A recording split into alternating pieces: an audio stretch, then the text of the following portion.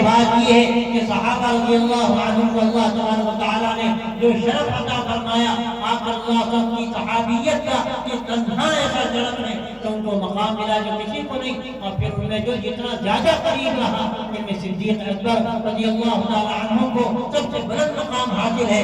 آپ صلی اللہ علیہ وسلم نے فرمایا کہ میں نے سب کا حق ادا کر دیا سوائے ابو بکر کے، اللہ تعالیٰ ہی ان کو بدلا دے گا جنہوں نے حق ادا کیا۔ تو یہ مقام کو اللہ نے جو دیا وہ آپ کی رفاقت کا نتیجہ، ہجرت کے رفیق شروع دن سے ان کو رفیق غار کہا جاتا ہے۔ اللہ تبارک و تعالیٰ نے مقام آپ کی صحبت سے دیا، اور جتنا جو قریب تھا صلی اللہ علیہ وسلم سے اتنا ہی زیادہ مقام بلند رکھنے والا۔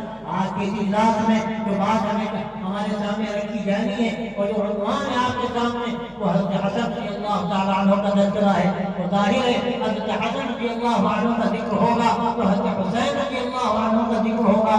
آپ صلی اللہ علیہ وسلم نے ان دونوں حضرات کا اکثر و بیشتر ایک ساتھ ذکر فرمایا، الحسن والحسین سیدا شباب اہل الجنہ۔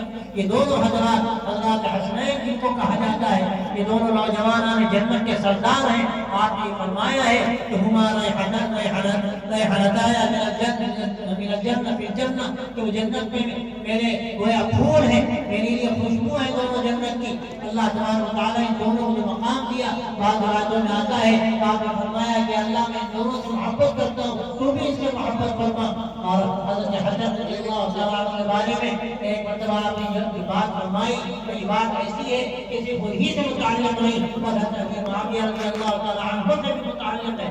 آپ نے فرمایا تھا ان ھذا ابنی سید سیصلح اللہ به بین فئتین عظیمتین من المسلمین، کہ یہ میرا بیٹا سردار ہے۔ یہ بخاری شریف کی روایت ہے کہ میرا بیٹا سردار ہے، اللہ تبارک و تعالیٰ اس کے